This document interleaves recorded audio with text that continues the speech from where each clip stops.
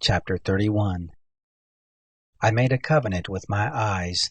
How then should I look lustfully at a young woman? For what is the portion from God above, and the heritage from the Almighty on high? Is it not calamity to the unrighteous, and disaster to the workers of iniquity? Doesn't he see my ways, and number all my steps? If I have walked with falsehood, and my foot is hurried to deceit, let me be weighed in an even balance, that God may know my integrity. If my step has turned out of the way, if my heart walked after my eyes, if any defilement has stuck to my hands, then let me sow, and let another eat. Yes, let the produce of my field be rooted out. If my heart has been enticed to a woman, and I have laid wait at my neighbor's door, then let my wife grind for another, and let others sleep with her. For that would be a heinous crime. Yes, it would be an iniquity to be punished by the judges.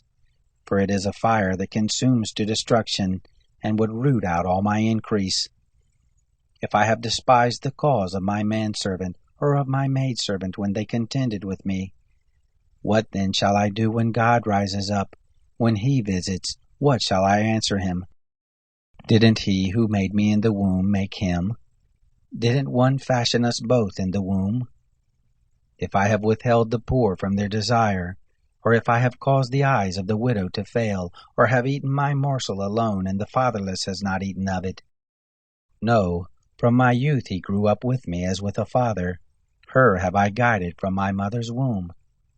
If I have seen any perish for want of clothing, or that the needy had no covering, if his heart hasn't blessed me, if he hasn't been warmed with my sheep's fleece, if I have lifted up my hand against the fatherless, because I saw my help in the gate, then let my shoulder fall from the shoulder blade, and my arm be broken from the bone.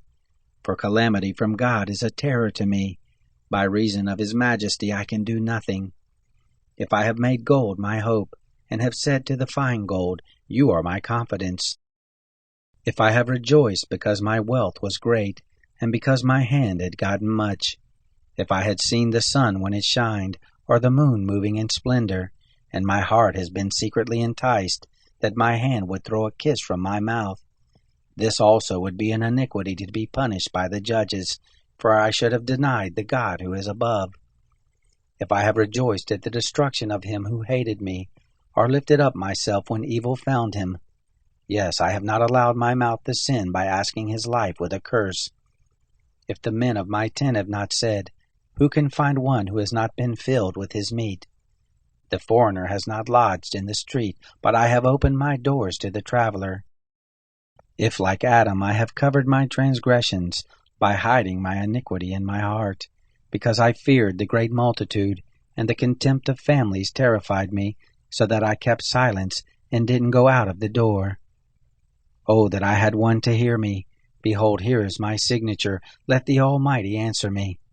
Let the accuser write my indictment. Surely I would carry it on my shoulder, and I would bind it to me as a crown. I would declare to him the number of my steps. As a prince would I go near to him.